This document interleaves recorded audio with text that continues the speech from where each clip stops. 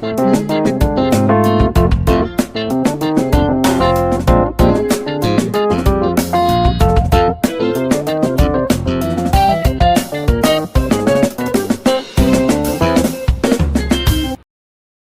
administrasi niaga.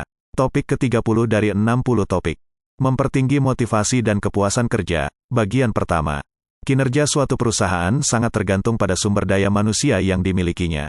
Sumber daya yang unggul akan diperoleh jika dilakukan pengelolaan sumber daya manusia dengan baik. Pengelolaan sumber daya manusia termasuk di dalamnya aktivitas untuk merekrut sumber daya yang cocok, mengembangkan keahlian dan keterampilannya, serta mengevaluasi kinerja. Maka, proses perekrutan, pelatihan dan evaluasi sumber daya manusia merupakan kunci sukses dari manajemen sumber daya manusia. Perencanaan sumber daya manusia. Perencanaan sumber daya manusia merupakan suatu bentuk perencanaan untuk memenuhi kebutuhan perusahaan akan sumber daya manusia yang tepat bagi aktivitasnya. Setidaknya ada 3 aktivitas yang bisa dilakukan dalam proses perencanaan sumber daya manusia ini, yaitu berikut ini. Memperkirakan karyawan yang akan dibutuhkan perusahaan. Jika jumlah dan kualitas tenaga kerja yang diperlukan dapat diantisipasi sebelumnya, maka akan memudahkan bagian sumber daya manusia untuk memenuhi kebutuhan karyawan yang diperlukan. Munculnya kebutuhan sumber daya manusia baru, bisa diakibatkan oleh karena pensiun, karyawan tersebut pindah kerja atau karena adanya ekspansi perusahaan yang membutuhkan tambahan karyawan baru. Kalau karyawan yang pensiun, hal tersebut mudah untuk diperkirakan sebelumnya. Namun jika karyawan tersebut pindah atau dibajak oleh perusahaan lain, maka hal tersebut cukup sulit untuk diramalkan sebelumnya. Jika kebutuhan akan karyawan bersifat sementara atau musiman, kebutuhan tersebut bisa dipenuhi dengan merekrut karyawan kontrak atau outsourcing. Atau bisa dengan menambah jam kerja atau lembur untuk mengerjakan tambahan pekerjaan yang muncul secara musiman tersebut. Analisa pekerjaan. Sebelum perusahaan merekrut karyawan baru untuk mengisi posisi kerja yang ada, harus terlebih dahulu ditentukan tugas dan tanggung jawab apa yang ada dalam posisi tersebut. Juga ditentukan persyaratan apa yang harus dipenuhi untuk mengisi posisi tersebut, dilihat dari latar belakang pendidikan, pengalaman kerja, keterampilan dan sebagainya. Analisa yang dilakukan untuk menentukan tugas dan kriteria yang dibutuhkan untuk suatu posisi pekerjaan tertentu dikenal dengan sebutan analisa pekerjaan, job analysis. Dengan analisa pekerjaan ini memungkinkan pengawas dari posisi kerja yang ada untuk mengembangkan spesifikasi kerja, job specification, dan lingkup kerja, job description. Spesifikasi kerja merujuk pada persyaratan yang diperlukan untuk dimiliki oleh orang yang akan mengisi suatu posisi kerja tertentu. Dan lingkup tugas merujuk pada tugas dan tanggung jawab yang harus diemban oleh orang yang menduduki posisi tersebut. Perekrutan karyawan. Perusahaan menggunakan berbagai bentuk metode perekrutan untuk menjamin tersedianya kandidat sumber daya yang berkualitas untuk ditempatkan dalam posisi kerja tertentu di perusahaan. Proses perekrutan dapat dilakukan secara internal atau eksternal. Perekrutan internal dilakukan untuk mengisi posisi tertentu dengan menempatkan orang yang telah bekerja di perusahaan tersebut sebelumnya. Terhadap karyawan diberi informasi tentang posisi kerja yang ada dan kualifikasi yang diperlukan untuk mengisi posisi kerja tersebut.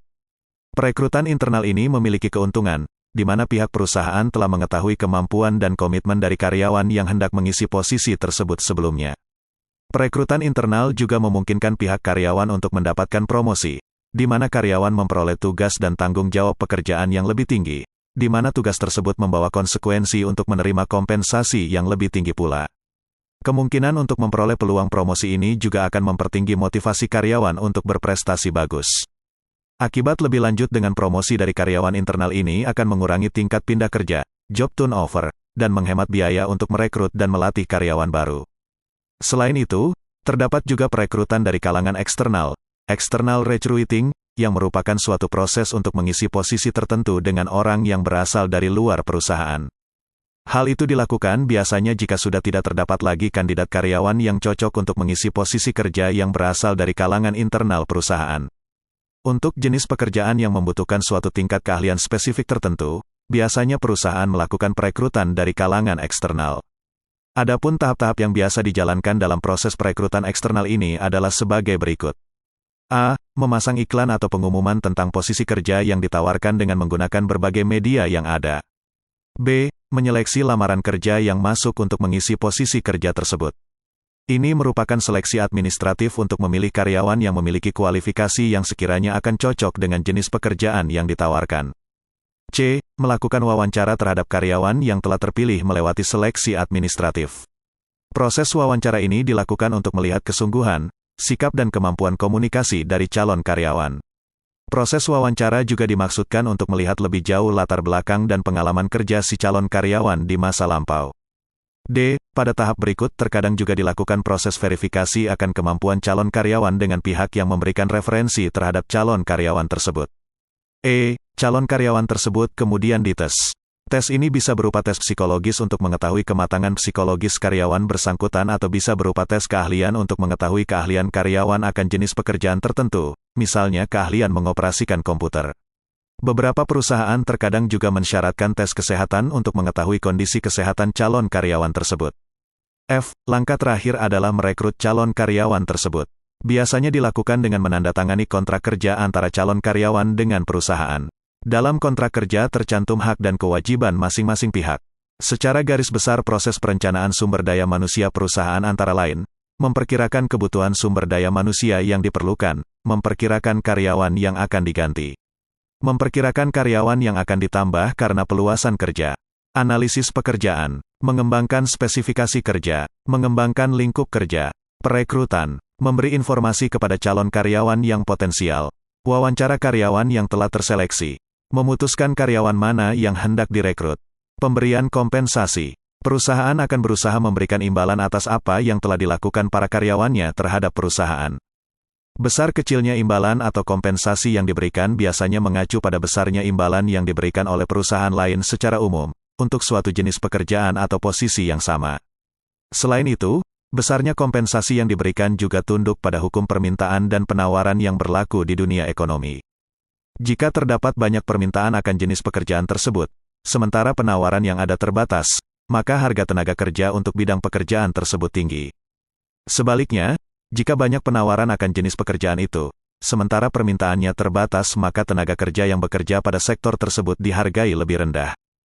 Paket kompensasi terdiri dari jumlah keseluruhan dari kompensasi dan beberapa manfaat, benefit, yang diberikan oleh perusahaan kepada karyawan.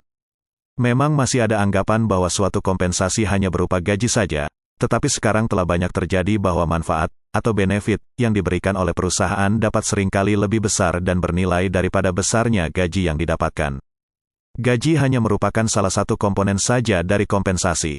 Beberapa komponen dari kompensasi diantaranya gaji, pemberian saham, komisi, bonus, pembagian keuntungan perusahaan, tunjangan dan penghasilan tambahan.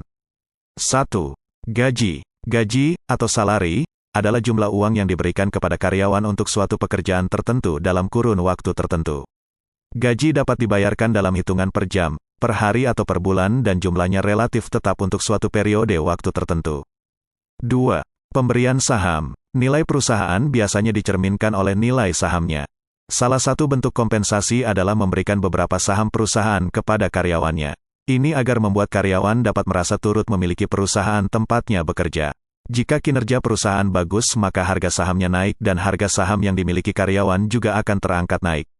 Hal ini akan memotivasi karyawan untuk terus berprestasi agar nilai saham naik, akibat dari kinerja yang bagus.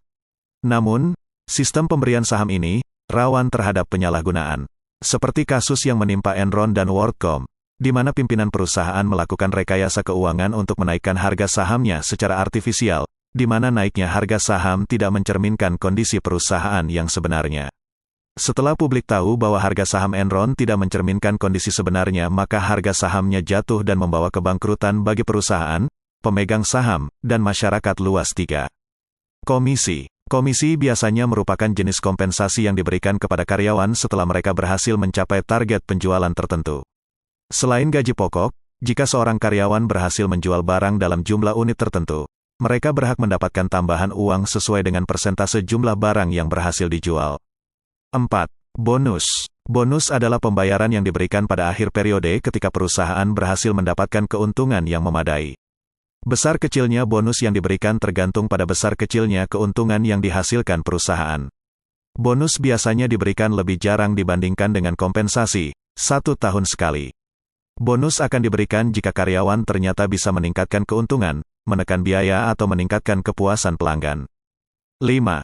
Pembagian keuntungan. Beberapa perusahaan menggunakan metode pembagian keuntungan, profit sharing, di mana perusahaan membagikan sebagian dari keuntungan yang diperoleh kepada karyawan. Hal ini dimaksudkan untuk memacu motivasi karyawan agar dapat terus meningkatkan kemampuan atau profitability perusahaan. 6. Tunjangan karyawan. Karyawan terkadang menerima tunjangan karyawan, employee benefits, yang merupakan tambahan manfaat yang diberikan kepada karyawan selain pendapatan yang telah mereka terima. Bentuk tunjangan yang umum diberikan misalnya tunjangan liburan, tunjangan kesehatan dan program dana pensiun. 7.